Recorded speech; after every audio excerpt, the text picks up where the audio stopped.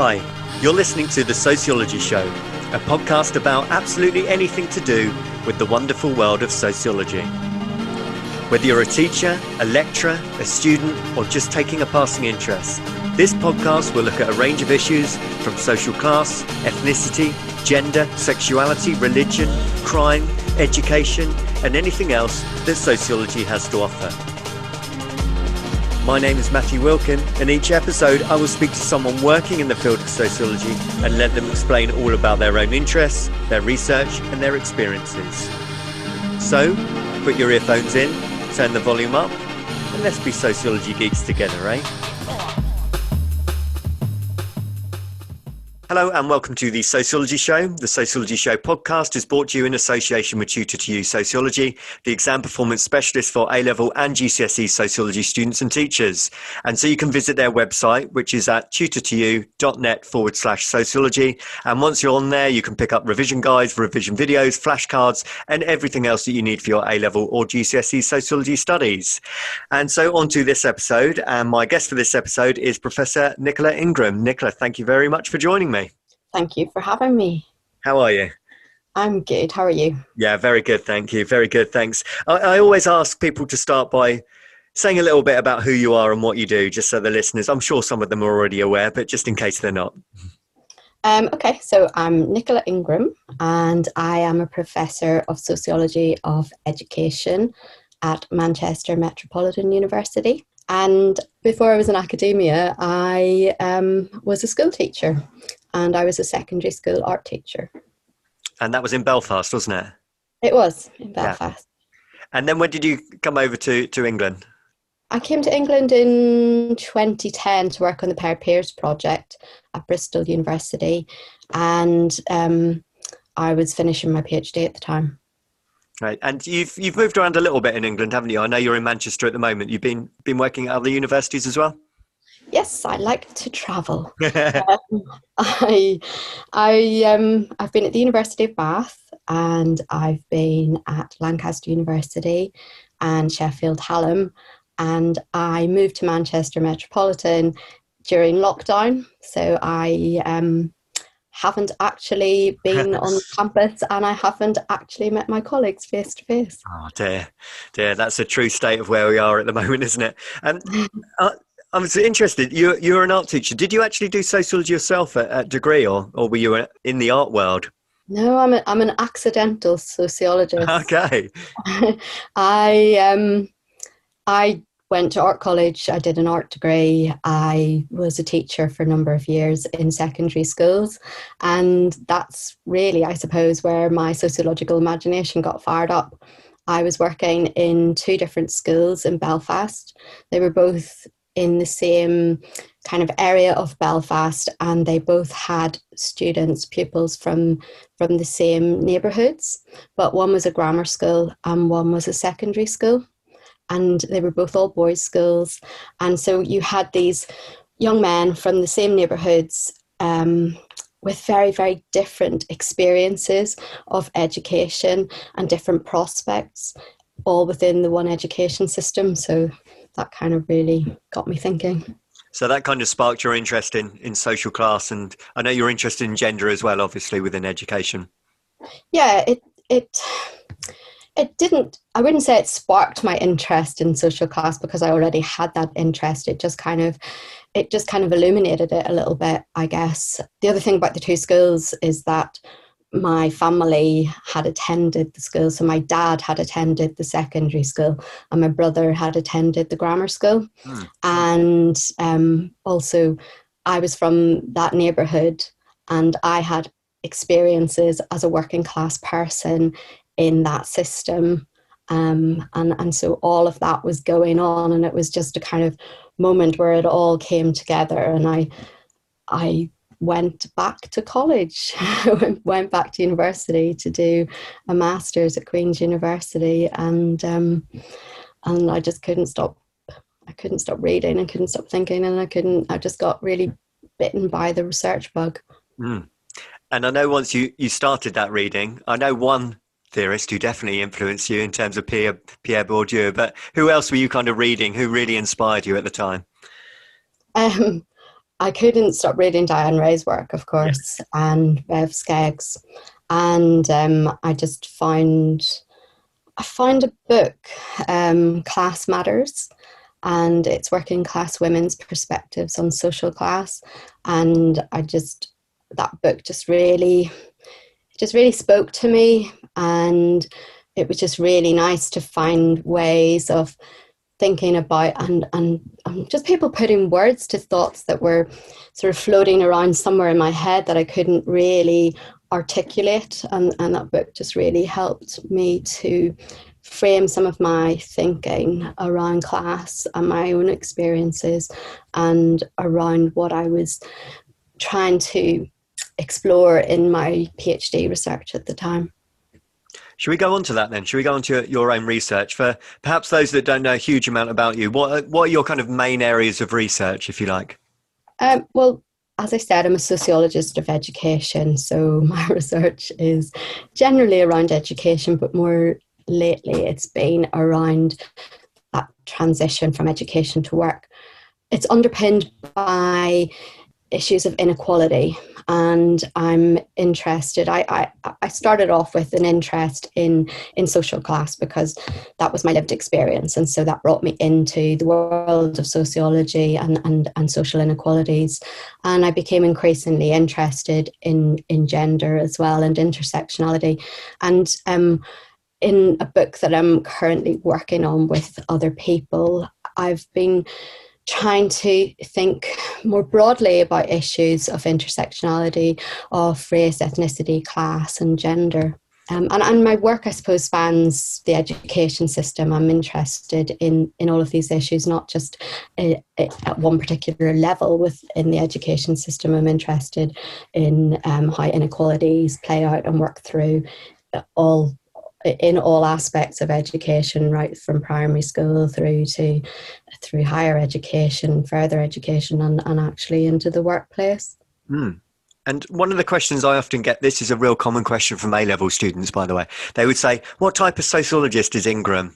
You know, that's quite often a question, you know, because obviously there's elements of Marxism in your work, elements of feminism. Do you kind of label yourself as a particular type of sociologist at all? That's a funny question. Yeah, I I know, don't yeah. actually, and yeah, I suppose most people do resist being labelled, don't they? So, um, I guess yes, I see myself as a feminist. I also see myself as a Bourdieusian. I guess that's really all I can say on that. It's interesting, isn't it? Students get obsessed with what type of sociologist is such and such, but you know, it goes beyond just putting yourself into one box or one label, I'm sure. Could we start with your kind of methodology, if you like, Nicola? What kind of methods do you adopt when you conduct your research? I guess I'm a qualitative researcher for a start. I really like complexity, and I recently have been trying to develop a survey for a bit of research that I want to do, and I just find it so difficult because I cannot think in a very black and white way. I don't want the yes or no answer. I don't want a binary answer. I want a really complex, detailed answer. And so initially I was drawn in my PhD to ethnographic research approaches. Sure, I want to see every aspect of it. I want to have in-depth conversations, and I just want to know. And so I think those sorts of approaches work for me. I'm interested in the macro level, but I can't divorce the macro level and the kind of structural level of inequality from what's going on at an institutional level and then what's going on at individual level. So I feel like ethnographic approaches encompass all of that. Yeah. Do you tend to use unstructured interviews, observations, for example? I'm a big fan of semi-structured interviews. Yeah. I like to have a kind of plan, but I like to be open to it being somewhat driven a little bit by the agenda of the interviewee. So it kind of let some things unfold. I'm also very interested in visual methods, and that would connect back to my past as an art teacher. But I really like the way that using visual methods can give people a lot of scope for thinking and reflecting before they have to answer questions. And I really like the way that using visual methods helps to facilitate a real in-depth response from research participants. Yeah, that's really interesting. Combining your art background with your sociological background, I really like that. So what I wanted to chat to you about is, obviously you've got sort of two main areas within the study of education: social class and gender. Should we start with class? Is that okay? So do you want to let people know what are kind of your main arguments and discussions in relation to social class and education? I think my starting point for my arguments around class, or for my research around class, was really thinking about symbolic violence and thinking about the ways in which working class young people can be positioned, judged and valued within the education system in ways that do not facilitate their learning, and in fact the opposite of facilitation, the ways that they kind of symbolic violence operates to kind of shut down engagement and shut down connection and shut down belongingness. So I'm quite interested in thinking about the way in which working class culture is misrecognised within the education system, and then how that means that for working class young people there has to be this quite complex negotiation of their sense of identity and educational success, and how sometimes the two are not easily married. And I'm interested in how that process unfolds and what goes on in that navigation, and of course then in thinking about things that can be done to kind of support working class young people in education, and to push back on the systems that may oppress them. Because I'm really interested in this as well, because I've spoken to a lot of academics, who consider themselves working class academics, if you like, and they're all coming along the same sort of line, that this kind of uncomfortableness of sitting in education and an unawareness of what further and higher education is, it seems to start really early in education for many working class children. Yeah, I don't know if it's a lack of awareness. I think increasingly young people are very much aware of the possibilities of education, and with shifts in the labour market as well, they kind of look to education as a means towards a better future in the absence of other forms of paid employment.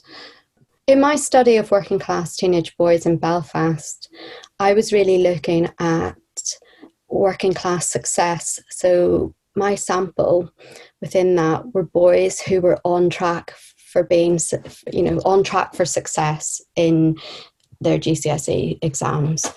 And so I was interested in their navigation of that and their navigation of their own identities. And my argument, I guess, would be that there are things that need to change structurally within the systems of schooling, things that need to change even at the classroom level in terms of interactions and engagement with young people, and in terms of the valuation of their backgrounds and their perspectives, their ways of seeing the world, rather than a kind of model that tries to reshape working class identity to fit with the assumed kind of model of success in education, the assumed identities that go alongside success. It's interesting you're saying that, isn't it? Because, even someone like Paul Willis, writing almost 50 years ago, was saying about how schools have middle class values and middle class teachers. It sounds like not a lot has changed since then. Yeah, I think it's fairly complex, and I think in the schools where I conducted my research, I found it really interesting that the teachers who had actually come from the area themselves and had come from working class backgrounds had a really nice engagement with the students and had a way of communicating with them that they found supportive, that they didn't find patronising, that really brought the best out in them. And I Yeah. thought there was something there about a habitus chime, a connection, and an understanding and an evaluation of the young people themselves. And it wasn't coming at education from a patronising point of view. Yeah, I've seen similar. You might be aware of it. There's a school in Dagenham which tried to employ people from the local area with the local accent, and many of the teachers are actually ex-pupils as well, and their results jumped up because of that habitus, the comfortability that students felt within that environment. Yeah, that's really interesting. I definitely think there's something to be said for that, and I guess we take it for granted that in schools that that where you have middle class teachers, the middle class children have this natural affinity or a kind of their fish in water. They have an ease with their communication, etc., with people who are from similar backgrounds, and we don't recognize just how difficult it is to be in an environment where you don't naturally fit, where you don't feel that sense of ease, and having to battle with that on top of having to learn is actually quite significant. Yeah. And that's, would you say that's highlighted even more that the higher you go up education? So once, if someone went on to do A levels and certainly a degree, those differences get highlighted even more. I think they can do. And of course, we have a very complex higher education system Yes. in the UK, a very stratified, hierarchical higher education system. So I wouldn't say it's the same across the board. But in a piece of research that I was involved in, the Paired Peers project, we looked at the experiences of working class and middle class students at the two universities in Bristol. So one's a post-92, the University of the West of England, and the other one is a Russell Group, the University of Bristol. And initially in the first sort of interviews, we found it really interesting that some of the students who we were defining as working class based on their parental occupations and their family experiences of higher education and some other factors, these students were saying to us that they didn't actually feel working class until they came to university. And we heard that more from the students from working class backgrounds who went to the Russell Group University. Yeah, that's quite common, isn't it? The comedian Ricky Gervais said exactly the same. He was not aware of his social class until he went to university and heard other people speaking. I think that's quite a common theme for many working class students. Yeah, I think so. And I think it can be exacerbated by the type of university that you go to. And of course, some universities have a very high proportion of students from privately educated backgrounds, and that can be quite an interesting thing to confront if you haven't met people with that type of privilege before. And so can I ask you, Nicola, because I'll put the same question to Diana Ray about whether there should be an abolishment of the private school system. Should it be one school for all, or one type of school, state schools only for individuals? I haven't listened to Diane's interview, I imagine. I just answering that. She went on a fantastic yes, I agree with everything that Diane said in that interview, I'm sure. Absolutely, yes. I am a big proponent of the abolishment of private schools. I don't think that they support a fair education system. I also think that grammar schools should be banned. I just think that if you have 7% of the population attending private schools, then you're creating a system that's highly unfair. I was going to say that it seems impossible to actually get towards some sort of equality the whole time you've got that a private and state system. Yeah, I think I don't even know where to go with this beyond saying, yes, we should abolish private schools. I mean, for me, it's just so obvious that it creates inequalities and that, it kind of then has the knock-on effect of creating a university system that is highly stratified, and it feeds into those hierarchies. And the UK it's got to be the most class-ridden society. Yes. And it's not helped by the education system that's constructed around class differences. Yeah, we're in agreement with Diane there. If people haven't listened to that episode, they should go back and listen to Diane's rant on that very topic. It's very interesting. I'm sure. Thank you, Nicola. That is going to be the end of part 1. And in part 2, we will tackle the issue of gender.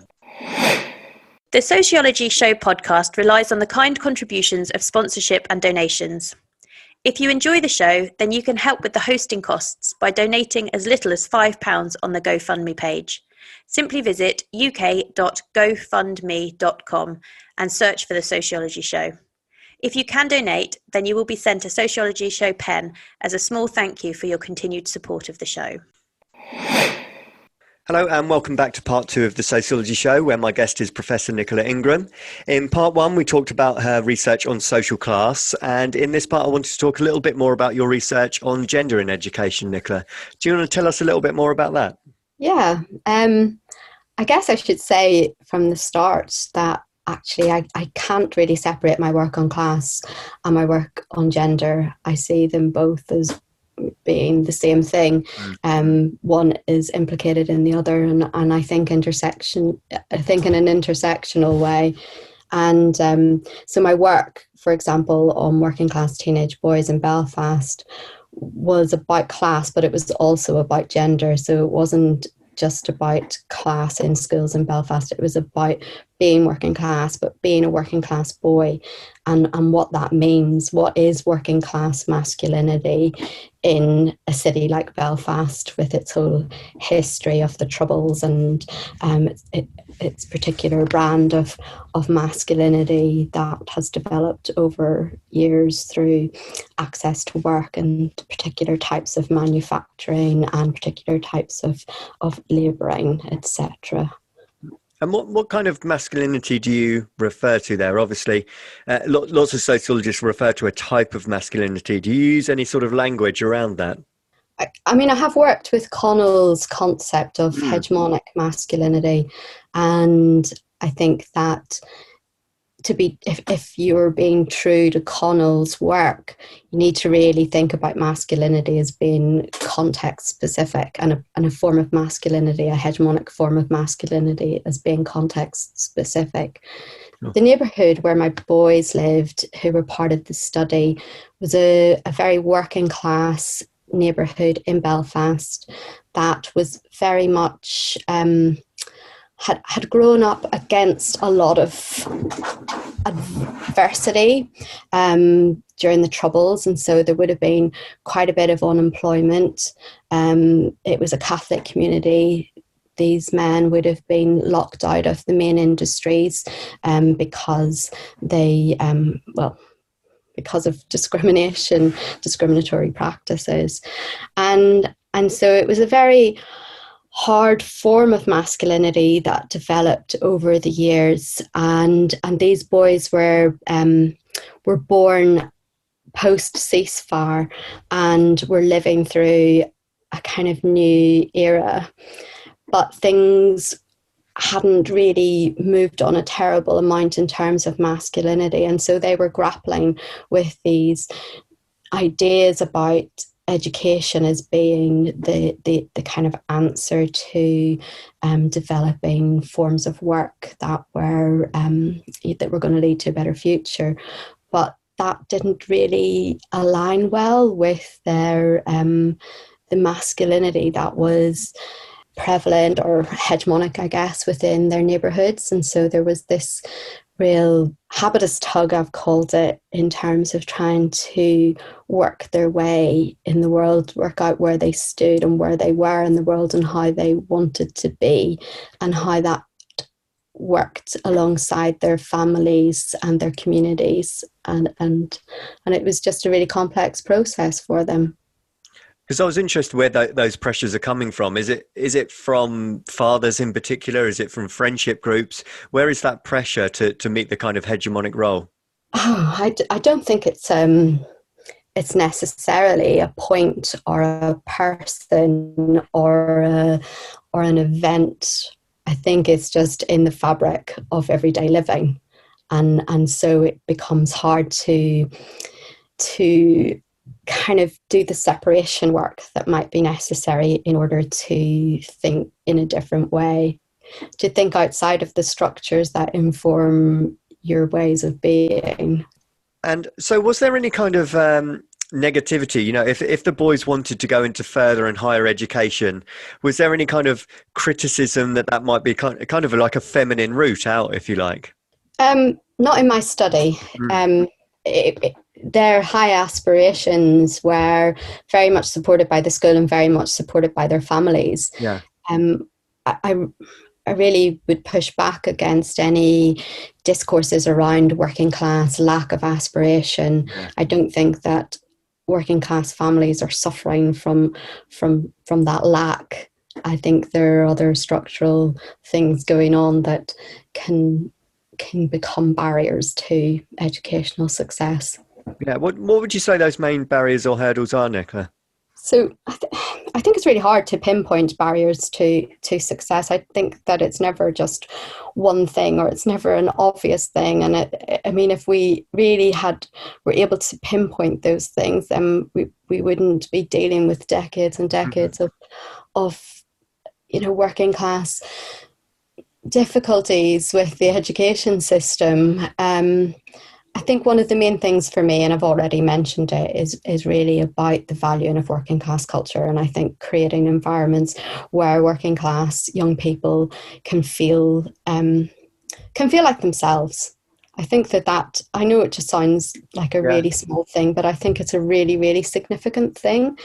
And I think that would be a start. I think there are different barriers at different levels of education. I mean, I haven't listened to Diane's interview, but I would imagine that she's talked about the kind of divisive structures of the education system within the UK, and private schooling being one of those divisive structures. And grammar in Northern Ireland, the grammar school system is a highly divisive structure. So in Northern Ireland, and I like to see my book as an argument against the grammar school system in Northern Ireland, and an argument that can actually contribute to debates in the rest of the UK about resurrecting grammar schools. But in Northern Ireland, the system is that at age 11, students do an exam, and depending on success or failure in that exam, they go to either a grammar school or a secondary school.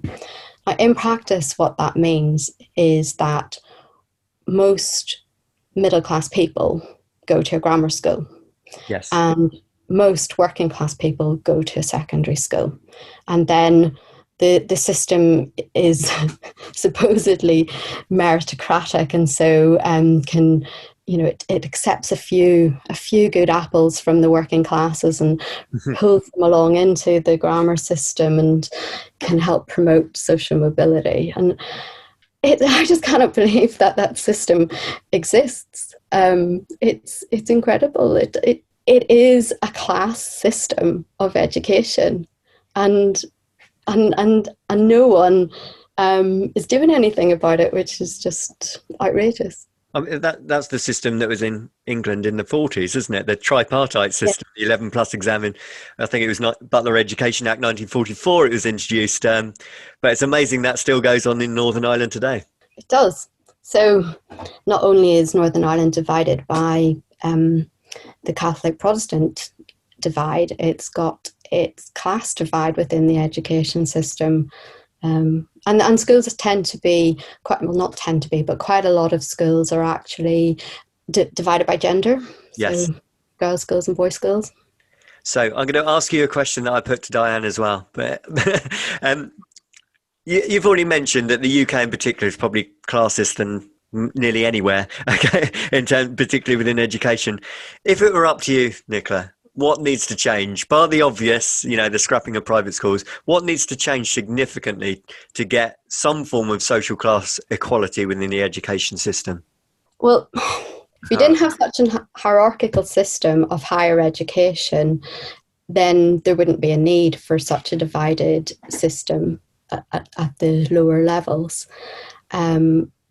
What I mean by that is if you had a system that was more comprehensive, if you had a higher education system that was more comprehensive, that wasn't about sorting young people at the age of 18 into different types of institution, then you might not really have the need for private education, because if everyone was going to the same destination. Do you think actually in terms of what students are learning within the classroom as well, some sociologists criticise the fact that there's a certain amount of snobbery in terms of what we learn, middle class literature, middle class music, etc. Do you think there should be a change there as well? The curriculum, if you like. I'm a big fan of a really broad curriculum, and I think that all young people should have access to a real breadth in the curriculum. They should have access to literature and music and the arts, and they should have access to sciences and languages. More art on the curriculum, I was thinking. More creativity. I would like more creativity on the curriculum. I think what's interesting is that there's been this kind of move to kind of crush the arts within secondary schools, within state secondary schools, and it's almost become a situation where the arts are losing their kind of value or their position within kind of government policy. In secondary schools, but of course the arts are going to be celebrated and taught and resourced really well in private schools, and I fear that we could be moving to a system where secondary schools in England, where comprehensive schools, state schools, are really places with a narrow curriculum, and the arts and the critical subjects are saved for the middle classes, or the kind of the privately educated middle classes in particular. Yeah, it's really sad, isn't it, when those things get edged out. Some comprehensive schools, you're talking about one lesson a week for something to do with art or creative thinking. It's quite sad. Yeah, my children, I was really horrified when I discovered this, but they're on a kind of arts rotation in their school. So they move from a block where they might be studying art to a block where they might do cookery to a block where they might do design and technology. And they don't do those subjects all across the year. Yeah. And as a former art teacher, I was absolutely flabbergasted by that and a bit incensed, actually. Yeah, I can imagine. So, Nicola, just to finish off, maybe this could be the last question. What are you currently working on? Well, I am currently working on the second book from the Paired Peers project.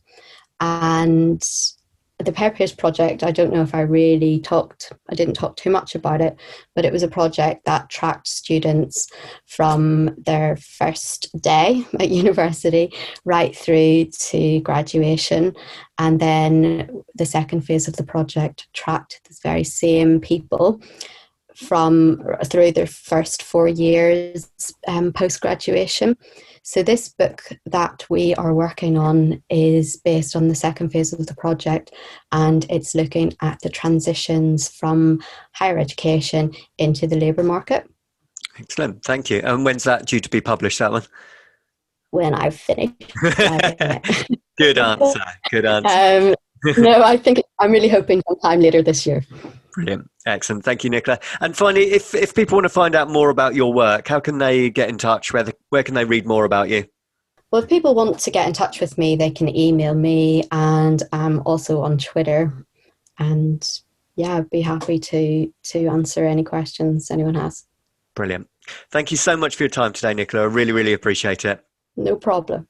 Thank you. The Sociology Show podcast relies on the kind contributions of sponsorship and donations. If you enjoy the show, then you can help with the hosting costs by donating as little as £5 on the GoFundMe page. Simply visit uk.gofundme.com and search for The Sociology Show.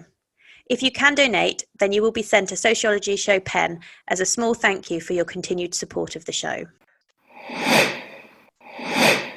The Sociology Show podcast relies on the kind contributions of sponsorship and donations. If you enjoy the show, then you can help with the hosting costs by donating as little as £5 on the GoFundMe page. Simply visit uk.gofundme.com and search for The Sociology Show. If you can donate, then you will be sent a Sociology Show pen as a small thank you for your continued support of the show.